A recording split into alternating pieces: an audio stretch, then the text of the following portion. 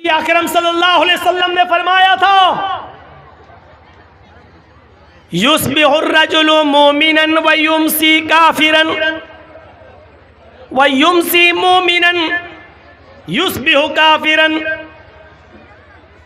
तुम एक आदमी को देखोगे कि वो सुबह जब उठेगा तो मोमिन होगा, लेकिन शाम होने से पहले पहले वो काफिर हो जाएगा।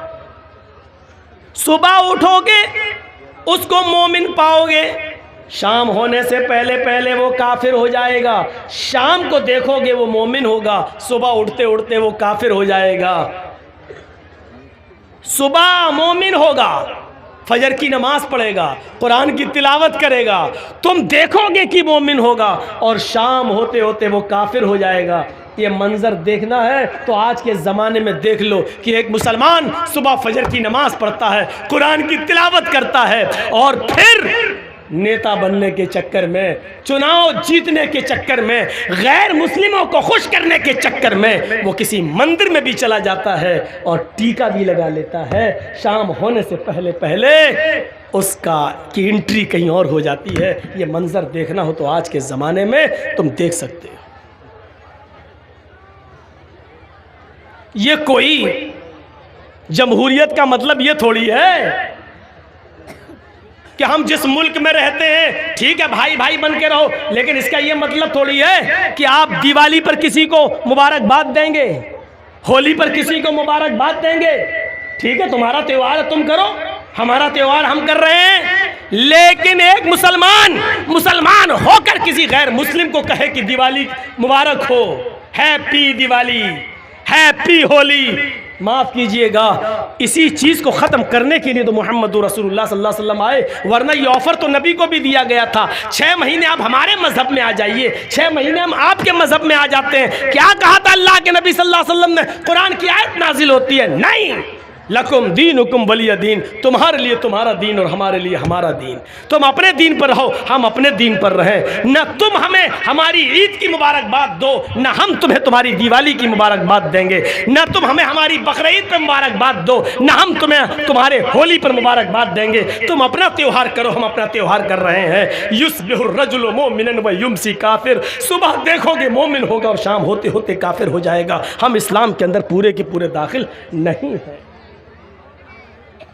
अब फिर कहोगे मौलाना साहब हर्ज क्या है? हम एक गांव में रहते हैं, हिंदू मुस्लिम भाईचारा, अगर हमने दिवाली की मुबारकबाद दे दी तो हर्ज क्या? फिर वही मसला है, जो कानून इस्लाम ने बना दिया उसको फॉलो करना है। ये नहीं देखना है कि इसमें नुकसान क्या है, इसमें फ़ायदा क्या है, हमारी समझ में आए या ना आए, हमें उसी कानून को मानना है जो बना दिया है जनाब मोहम्मद रसूलुल्लाह सल्लल्लाहु अलैहि वसल्लम ने। ट्रैफिक नियम जैसे लाल बत्ती है, हमें रुकना है, चाहे गाड़ी आ रही हो या ना आ रही हो, हमें रुकना है। जब तक रेड नहीं, ग्रीन नहीं होगी हम नहीं जा सकते, जब तक शरीयत की इजाज़त नहीं होगी हम नहीं जा सकते, हम नहीं कर सकते।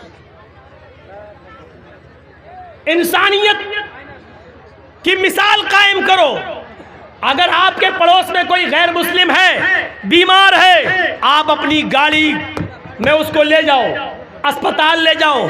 अगर आपका पड़ोसी गैर मुस्लिम है और उसका ब्लड ग्रुप आपके ब्लड ग्रुप से मिल रहा है और उसको एक बोतल खून की ज़रूरत है, आप फौरन उसको अपने ब्लड का एक बोतल खून निकाल कर आप उसको दीजिए। शरीयत इसकी इजाज़त देती है। इंसानियत जितनी हो, मानवता जितनी हो दिखानी चाहिए, लेकिन इसका यह मतलब नहीं है कि उनके त्योहारों में आप शिरकत करेंगे और आपके त्योहारों में वो उनको आप मुबारकबाद देंगे। इस हद तक शरीयत इजाज़त नहीं देती है।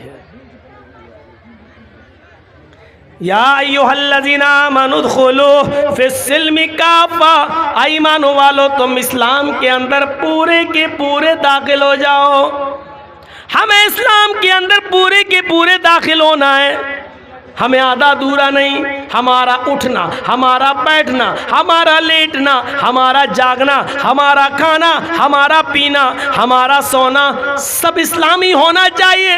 जब हम सुबह उठें तो हमारी ज़बान से इस्लामी जुमला निकल रहा हो, अल्हम्दुलिल्लाहिल्लज़ी अहयाना बअदा मा अमातना व इलैहिन नुशूर। जब हम किसी से मिले तो हमारी ज़बान से इस्लामी जुमले निकल रहे हो, अस्सलामु अलैकुम व रहमतुल्लाह। जब हम किसी से मुसाफा कर रहे हो और खैरियत पूछ रहे हो तो हमारी ज़बान से निकलना चाहिए अल्हम्दुलिल्लाह। जब हमें छींक आए तो हमारा रहन सहन ये होना चाहिए कि हमारी ज़बान से निकल रहा हो अल्हम्दुलिल्लाह। जब हम किसी ऊंची जगह पर लिफ्ट पर चढ़ रहे हो या छत पे चल रहे हो, सीढ़ियों से ऊपर जा रहे हो, तो उस वक्त हमारी ज़बान से जुमले निकल रहे हो अल्लाहु अकबर अल्लाहु अकबर।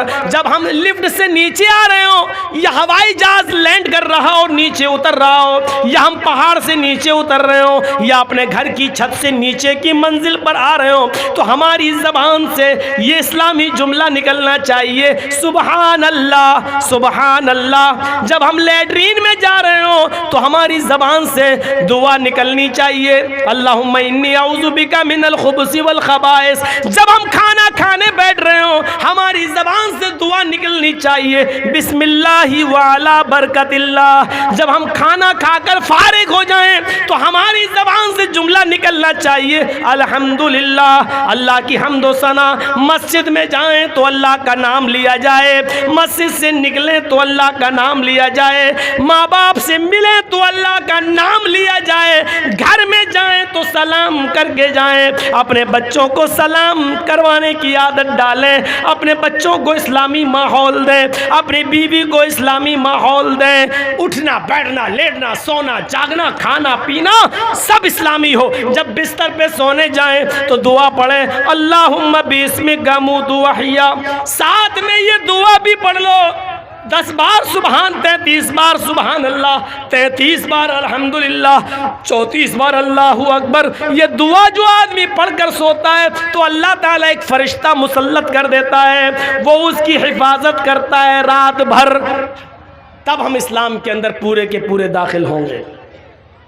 कोई गुनाह के करीब हम पहुंच गए, उस वक्त अल्लाह का खौफ हमारे दिमाग में होना चाहिए। दुनिया की कोई ताकत हमें देख रही हो या ना देख रही हो, लेकिन अल्लाह तो हमें देख रहा है। मेरे भाइयों, उस गुनाह से हम दूर हो जाएं, तब है इस्लाम के अंदर पूरे के पूरे दाखिल। वरना वही समझा जाएगा बिजली के खंबे पर आम के पेड़ के चंद पत्ते चिपक गए हैं, हमारी बॉडी पर चंद दीनी काम हो गए हैं, लेकिन हम जड़ से मुसलमान नहीं हैं, हम अपनी बुनियाद से मुसलमान नहीं हैं, हम अपने रहन सहन से मुसलमान नहीं हैं। और यहाँ हमें बुनियादी तौर पर मुसलमान बनना है, और इस्लाम के अंदर हमारा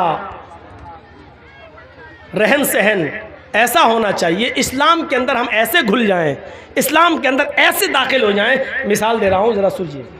पानी का एक गिलास है, जग है हमारे पास, लोटा पानी का एक जग है, और एक पत्थर है हमारे हाथ में।